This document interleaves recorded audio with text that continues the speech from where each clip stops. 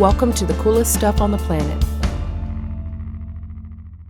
Hello everyone, welcome back to the coolest stuff on the planet. My name is Matthew. I'm a predator here at howstuffworks.com, and yes, that's true. That's what it says on my job description. You have the best title ever. And I'm Rachel, and I am now an editor here at How Stuff Works. Everyone, Rachel used to sit with the entire video team. This is important for you to know. She used to sit with the entire video team, but now she does not. She doesn't do that anymore. We had our own little office in the corner, and now Rachel has escaped our office. I have. I escaped and I'm not coming back. Now I have my own little cube. It's terrible. We are without Rachel. Aw. But she'll still be here. I still am here to present cool stuff. So let's do that, huh? All right, let's do it. All right, so today's cool stuff takes us to a new place on the planet. And this one has been suggested by some listeners. We are headed to the Hawaiian Islands. Specifically the island of Maui, where we're making a stop at just an incredible place. It's called Haleakala National Park. Haleakala itself is just this massive dormant volcano that hasn't erupted since 1790, but it's still considered active, so it's a little dangerous, a little exciting.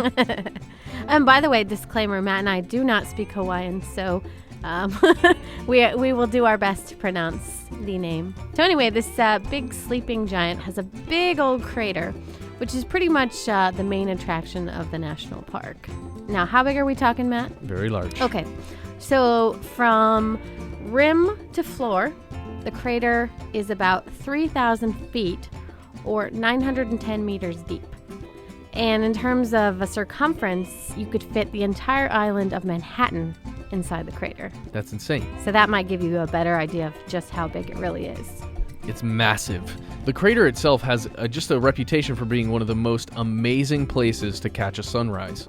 Which is saying something, considering that sunrises are pretty, anywhere. Gorgeous. In your backyard, yeah. I mean, so. In fact, from Hawaiian to English, Haleakala translates to House of the Sun, and the legend goes like this.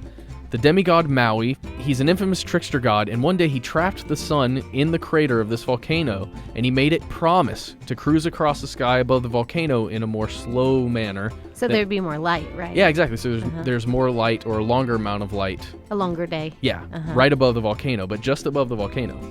The crater floor is described as resembling a moonscape, or kind of like what you see in pictures of the surface of Mars. And it's certainly unearthly looking, no matter what you think it looks like. The ground is just covered by multicolored volcanic cinder cones.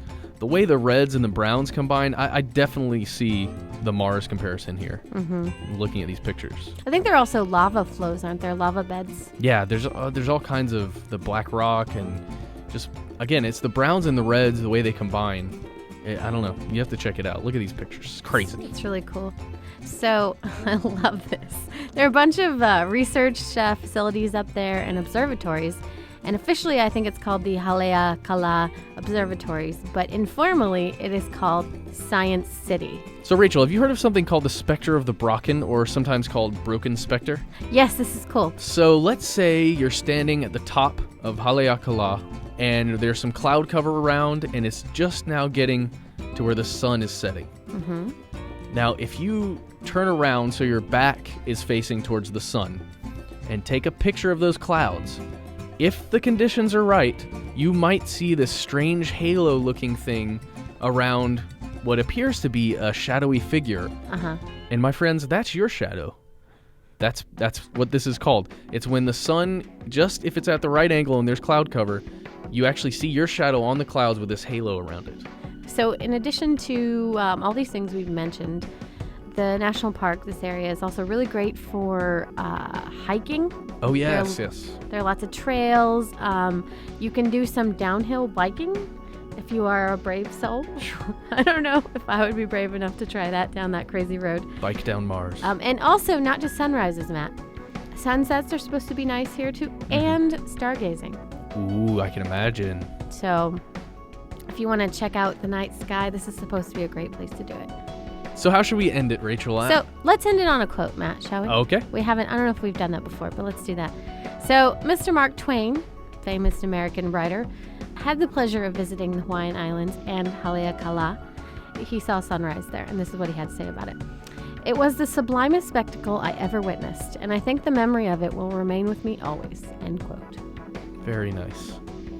All right, guys. Well, I think that's about it. That's all we got. For more information, check out howstuffworks.com. I know we have some cool information about it there. And there's a whole guide even. We have a guide to this national park. Nice. So check it out. Anyway, that's it from us, right? Yep. And we'll see you next time for, what was it, Matt? More coolest stuff on the planet. Exactly. For more on this and thousands of other topics, visit howstuffworks.com and let us know what you think. Email travelpodcast@howstuffworks.com. Don't forget to check out our other podcasts, free on iTunes.